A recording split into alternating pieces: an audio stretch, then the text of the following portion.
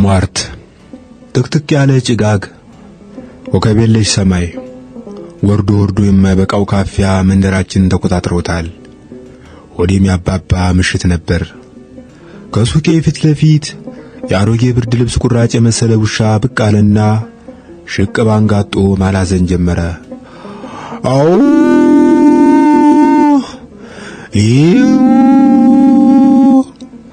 መልአከ ሞት ወደ መንደራችን ገብቷል ማለት ነው። ለዚህ አባባሌ ምስክር የምትሆነኝ የብዙ ጥበቦች ባለቤት የነበረችው አያቴ እማሆይ ጽዮን ሞገሳ ናት። ፈጣሪ ለውሾች የመልአከ ሞትን ዳና የሚለዩበት ደመ ነፍስ ሰጥቷቸዋል። ሰው ሊሞት ሲል አሸቅበው እያዩ ያላዝናሉ ብላኛለች። በመንደራችን የታመሙ ሰዎች ብዙ ናቸው። ጤነኞችን መቁጠር ይቀላል።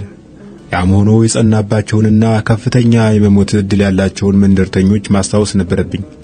በመጀመሪያ የንኩ መምህር የጋሽ ተክሌ ጎረቤት አትጠገብ ታወሰችኝ። ለብዙ ጊዜ ተዘግቶ የከረመ ማር ቤት ከፍታ ስትገባ ነው መጋኛ አጣሞ የጣላት ይላሉ ጠያቂዎች። ስለ ደህንነቷ በጠየቅ ቁጥር በጎ መልስ የሚሰጠኝ የለም። እንደ ገዘራ ታጥፎ የሚሄዱ አረጋቶች ሳይቀሩ አይ የምትተርፍም አይደለች ብለው ያሟርቱባታል። መልአከ ሞት የሚወረውረው ድንጋይ አትጠገብን ቢስት የሚያርፈው አስታጥቄ መንገሻ ላይ ነው። አስታጥቄ የሰፈሩን ያቀና ወዛደር ሲሆን ከሚነዳቸው ወደላ አህዮች አንዱ የኋሊት ረግጦት አልጋ ላይ ውሏል። ሞት እኒህን ሁለቱን ችላ ካለ እማሆይ የሾርቅን አይለቃቸውም። በእርግጥ ዘመንን ሰፍሮ ካከፋፈለው ካንድዬ በቀር የእማሆይን ዕድሜ ልክ የሚያውቀው የለም። በድዳቸው እንደሚበሉ መደብ ላይ እንደሚሸኑ ስለማውቅ በበኩሌ ከ98 ዝቅ የሚሉ አይመስለኝም።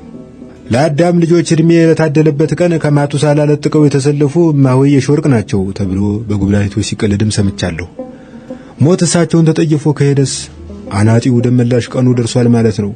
ደመላሽ የድመት ነፍስ ይዞ የተፈጠረ ይመስል ሁለት ጊዜ ከጣራ ወድቆ አንድ ጊዜ ከጓደኛው ባመለጠ መዶሻ ተፈንክቶ ተርፏል።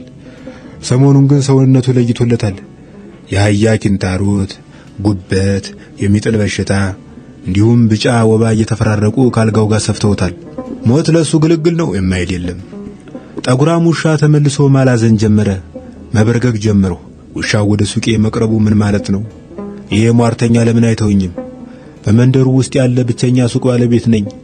ያለ ሸቀጦቼ የቅርብ ወዳጅም ሆነ ዘመድ የለኝም። ገበያ ግን ሞልቷል። እስከ ምሽቱ 4 ሰዓት እነግዳለሁ። 4 ሰዓት ላይ ሱቄ ይዘጋል። ዛሬ ግን ሱቄን በጊዜ ዘጋሁት። ፍራሽንም ዘርግቼ ጋደም ብዬ ብዙ አልቆየሁ። የሱቄ መስኮት ሲንኳኳ ሰማሁ። ደመቀ! የጋሽ ተክሌ ድምጽ ነው። ንክ ነው እየተባለ የሚታማ የሶስተኛ ክፍል ሂሳብ መምህር ነው። ንክ የሆነበት ምክንያት በየሰው አፍ ይለያያል። የቁጥር ትምህርት አለመጠን በማጥናቱ አንጎሉን ተጥቅም ውጭ አደረገበት የሚሉ አሉ። በልጅነቱ አብዝቶ የጠጣው አብሾ ማሰላሰያውን አፈለሰበት የሚሉም አሉ። የሚወዳት ምሽቱንና ሴት ልጁን በመኪና አደጋ በአንድ ቀን ከተነጠቀ በኋላ ነካ ያድርገው ጀመር የሚል መላምትም ሰምቻለሁ። በበኩሌ በዚህ ጉዳይ ላይ የተረጋገጠ ማስረጃ የለኝም። የማውቀው ነገር ቢኖር ጋሽ ተክሌ ያለ ቅጥ ትንቧ እንደሚወድ፣ ብቻውን ማውራት መተከዝ እንደሚያበዛ፣ ከቆዳው ጋር አብሮት የተፈጠረ ይመስል ተቀይሮ የማያውቅ ቡናማ ጃኬት እንዳለው ነው። አረ ደመቀ!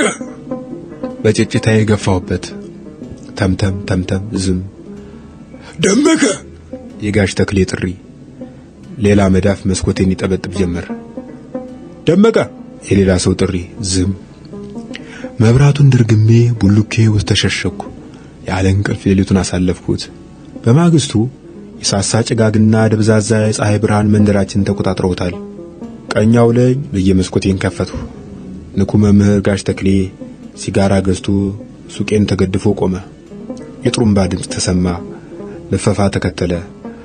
የጋሽ ካሳዬ ልጅ ትናንት ማታ በድንገት ስላረፈ ቀብር ትደርሱ ዘንድ በረገኩ። ማን ነው ጋሽ ካሳዬ? ካሳዬማ ወደዚህ መንደር በቅርቡ የመጣ ቀለም ቀቢ ነው አለኝ ጋሽ ተክሌ በእኔ ያለው ጭስ እያጠነኝ። ልጁ ምን ነካበት? ትርፍ አንጀት ነው አጣርፎ የገደለው። ሐኪም ደርሶለት ቢሆን ኖሮ ቀዶ ያድነው ነበር፣ ግን አልሆነም። ለምን? ሐኪሞችን ለመጥራት ስልክ ያስፈልግ ነበር። አንተ ዘንድ ቢመጣ ያለ ወትሮ ሱቅህን ጠርቅመተኛ ሞከረ፣ አልሆነም። ልጁም ያለ ረዳት ፍግም ብሎ ቀረ። አንገቴን ደፋሁ። ስሬት አልባ ኃጢአት የሠራው መሰለኝ። በቀለም ቀቢው ሰውዬ ልጅ ሞት እጄ እንዳለበት ተሰማኝ። ራሴን ወቀሱ። አንተ እንዴት ልታውቅ ቻልክ? አንተ ዘንድ መጥቼ ነበር። ሲጋራ ፈልገህ? የአይጥ መርዝ። በዚያ ሰዓት? አሁን ራሴን ልገል ፈልጌ ነበር። ብቻዬን ቁጭ ብዬ ወሰን የለሽ ተስፋ የመቁረጥ ስሜት ተሰማኝ። ሚስቴንና ልጆቼ የሞቱት ልክ የዛሬ ዓመት በትናንትናው ዕለት ነበር። ተከተላቸው የሚል ስሜት መጣብኝ። በቀላሉ የምሞትበትን መንገድ ስፈልግ የአይጥ መርዝ ሆኖ አገኘሁት። ግን ምን ያደርጋል፣ ወደ ሱቅ ብመጣ በርን ዘግተሃል። ብጣራ ጭጭ አልክ። ያን ጊዜ ነው ዕድለ ቢሱ ቀለም ቀቢ የመጣው። የሰውየው ንግግር የማይፈታ እንቆቅልሽ ሆነብኝ። አሁን ዛሬ ግን ትናንትና ባደረግኩት ሙከራ ራሴን ወቀሱ። ሌላ የመኖር ፍላጎት አደረብኝ። ምናልባት ያለ ወትሮ የሱቅን መስኮት ያዘጋህ ፈጣሪ እንድኖር ፈልጎ ይሆን? ጋሽ ተክሌ ወደ ጭሱ፣ እኔ ወደ አንክሮዬ ተሰደድን።